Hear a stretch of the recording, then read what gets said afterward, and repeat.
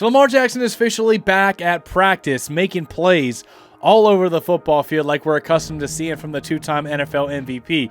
We also got Isaiah Likeley, Travis Jones, Nate Wiggins, and several other recent young draft picks that are absolutely shining and balling out in training camp, ready to emerge as young stars in the NFL. Marlon Humphrey continues to shine with multiple interceptions after losing 10 pounds in the offseason. We got some injury updates, Michael Pierce and others addressing the media and much more. So welcome into another episode of Ravens Reports. It's your guy Noah here with For the Flock, as always, bringing y'all our top 5 news reports and storylines coming out of our Baltimore Ravens today. We got an absolutely loaded episode of Ravens Reports today. Let's dive into the content. At number 1, Lamar Jackson officially back. It's reported that when he returned, the offense, of course, had its best practice of the entire training camp. Lots of catches for Isaiah Likeley and Mark Andrews. We know he loves targeting his tight ends. It's also reported that Rashad Bateman was involved, and Devontae Walker and Kadir Ismail making a few plays. And the Ravens' biggest offensive showing of training camp included the Ravens doing a drill, being down by 5 points with 1:20 left on the clock from 60 yards back. And Lamar Jackson went 5 of 6 on those 6 plays. The offense scored with 30 seconds left on a Jackson dart to Nelson Aguilar. And at number 2, Isaiah Likeley continues to be a consistent target of Lamar Jackson as he continues to shine. If you don't know just how good Isaiah Likeley was last year, in 6 games that he was the starter after the Mark Andrews injury, he had 322 yards in those 6 games with 5 touchdowns. He averaged 53.6 yards per game, basically a touchdown per game. And here's what Isaiah Likeley had to say on his mentality when the football is in the air. My mentality, things happen, obviously. But in my mind, it's my ball and nobody's. I try to make it into 100 versus DB, nothing. And that's the way I attack the ball, whether it's a good ball, bad ball, anything, everything. If I feel like I can put my hand on the ball, I can catch anything. So just going up to the mentality of the ball of it's mine or nobody's. And I feel like if I have that mentality, then I can give my quarterback any type of window to throw the ball and always make him right. Isaiah Likeley has these highlights riddled all throughout his tape in college, preseason, and in regular season games where he just goes up and snatches the football. Whenever that football's in the air, he's not having it. The mentality truly is, that football is mine. It doesn't belong to anyone else. We've seen him snatch it out of double and triple coverage before and just absolutely dominate defensive backs that just can't physically match up with the specimen that Isaiah Likeley is.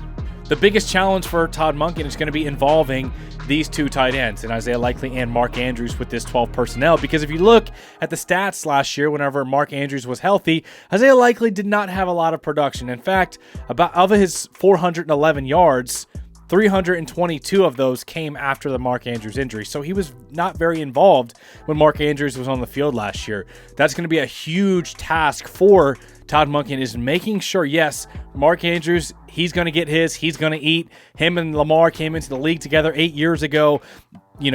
Mark Andrews deserves his targets, but you can't forget about the absolute weapon that Isaiah Likeley is.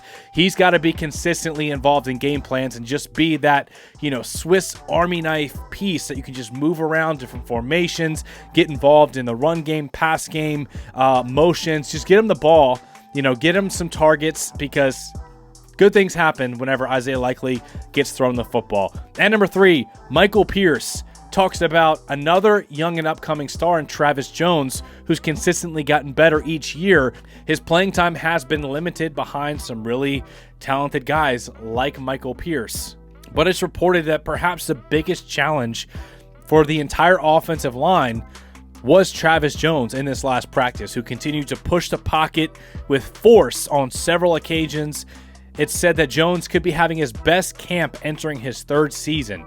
And here's what Michael Pierce had to say on Travis Jones. Asking about Travis's potential, does this feel to you like the year for him to make the leap and for everybody to sort of see it? Yeah, I don't think you'd be asking me if you ain't feel the same way. But no, he's made a tremendous amount of strides. I'm just kind of trying to be what Brandon was for me, a big brother to him, but Brandon gave me a lot of room to grow and figure things out and play next to him, play with him. That's something that I've seen a lot of growth in Trav.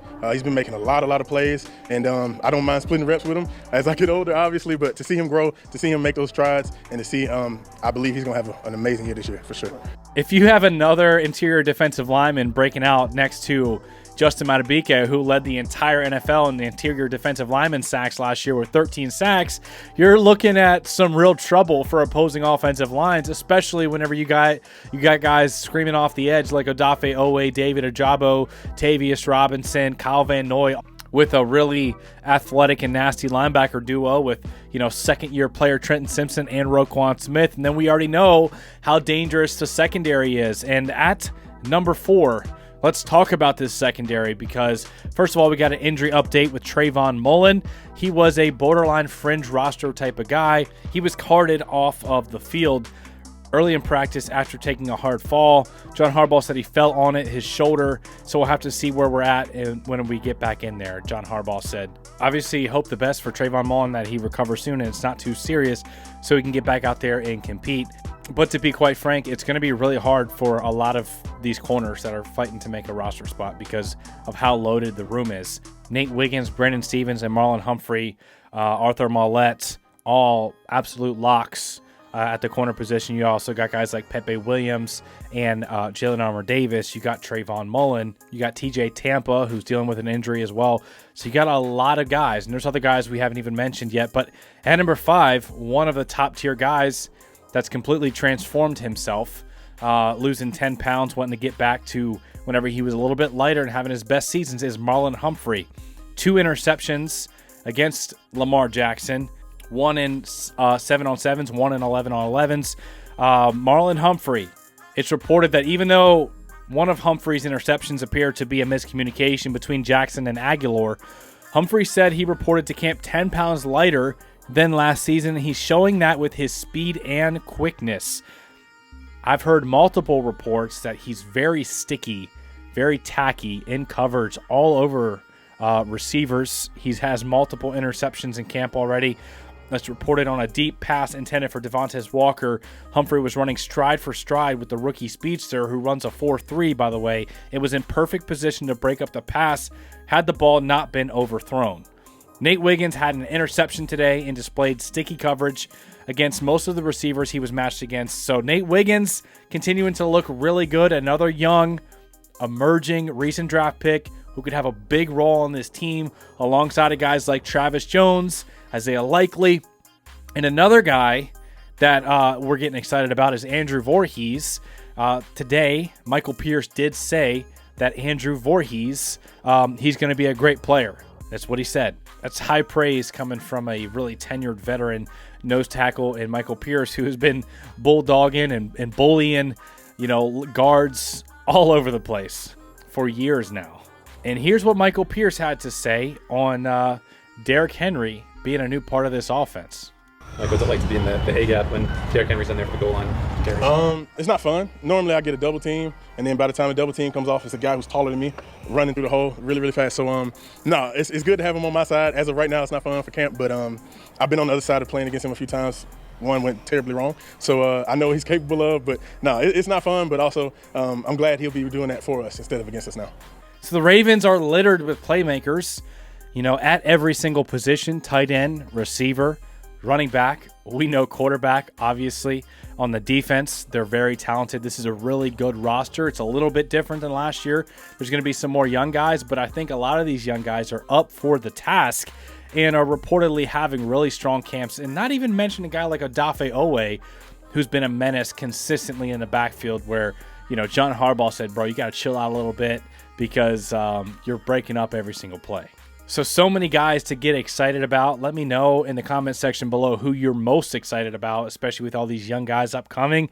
Man, don't forget to hit that like button if you got any value out of today's content. Man, I really appreciate it. It helps out the channel. And don't forget to have your subscribe and notification bell on so you're notified and updated every time we upload, so you don't miss any Ravens news, reactions, game previews, game summaries, everything we got planned for you this upcoming year.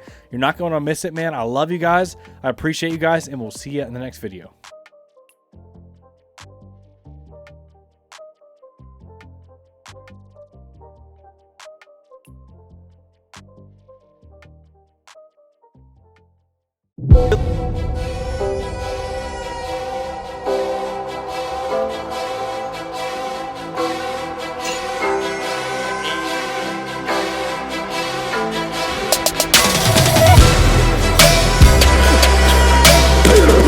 Ray, when he wasn't looking, he ran me over.